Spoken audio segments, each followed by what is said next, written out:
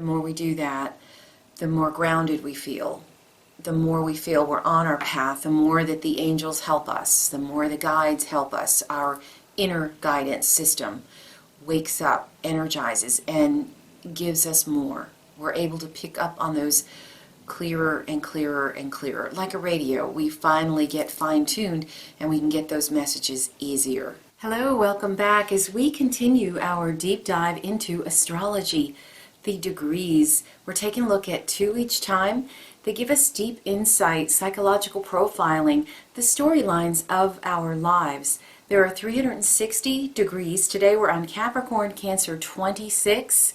Without further ado, let's begin with Cancer 26. Guests are reading in the library of a luxurious home. Sounds of laughter coming from many different directions in the forest. Pastry makers. Silently, a group of people are reading poems. At night, angels implanting dreams of love and hope into the sleeping inhabitants of a city. The stone for Cancer 26 is Sinhalite, and it, along with Capricorns, will be in the description. Until I hear from you guys, I'm just going to let you know what the stone is. I'm looking for your feedback.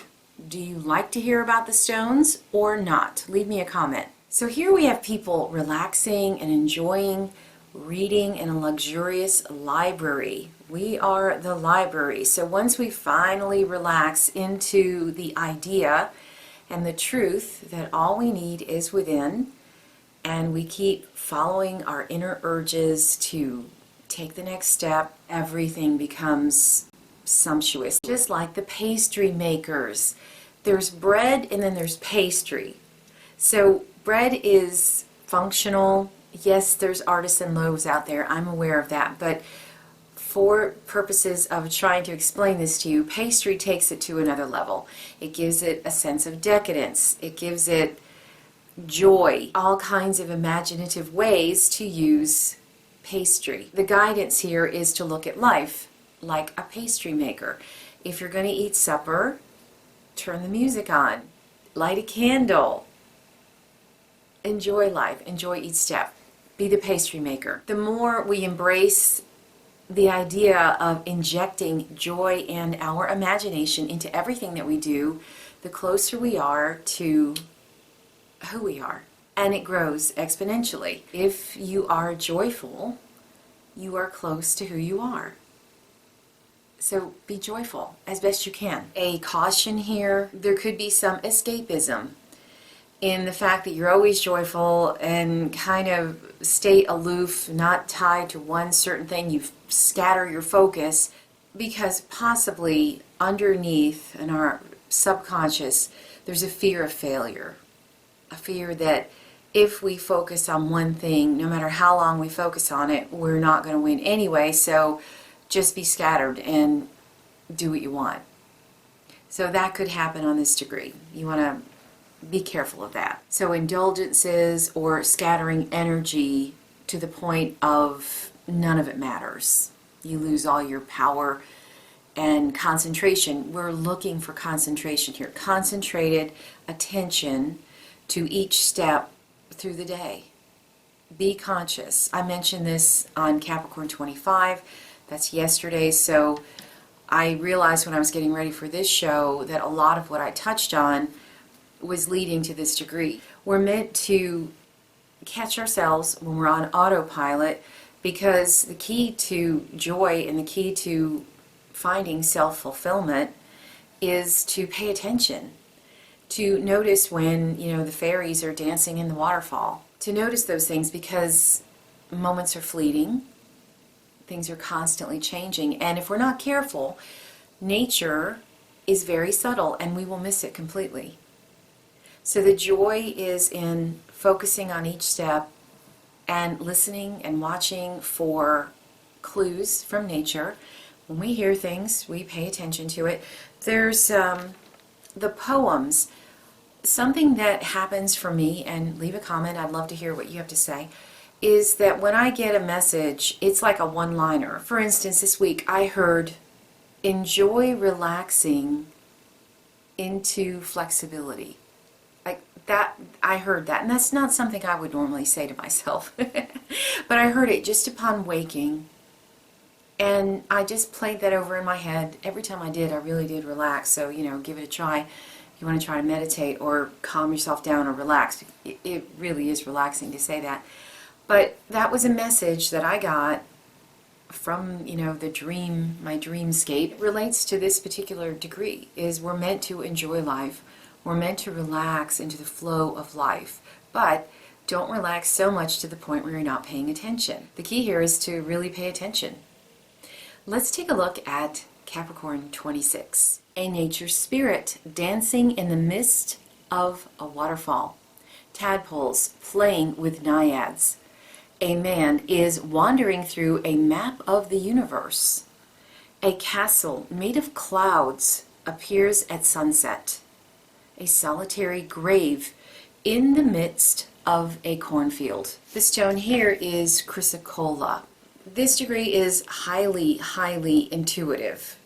An ability to pick up on nature spirits, subtle messages, images that we get, like you look at your window that has frost on it and you see a mountainscape, or you see a frog, or you see, whatever, a face looking back at you. So picking up messages in the everyday, like the pastry maker, the mundane, the ordinary becomes extraordinary. Life becomes fuller. Life becomes richer. And dreams, very, very vivid. Leave a comment. Did you have a dream of an angel? I actually did. I dreamt of an angel, and he basically conveyed to me, pay attention, be here now, and it can take you wherever you want to go in a hurry. The wormhole thing, that came from a dream, actually. So if you were listening to yesterday's podcast or posted today, actually recorded it last night. But yeah, that came from a dream. So dreams guiding us, guides coming through dreams. Pay attention to them. They're helping us. This degree wants to provide visionary and unique ideas to help guide others, because it knows what it's like to wander in the wilderness, lost, and not sure which way to turn. So a lot of occult energy trying to come through. So if you're interested in opening up to secrets of the universe, open up to the idea that there are occult messages all around us, and if we look for them, we will see them. And the more that we respond to them, they help us on our journey. And the more we get. The messages are fleeting.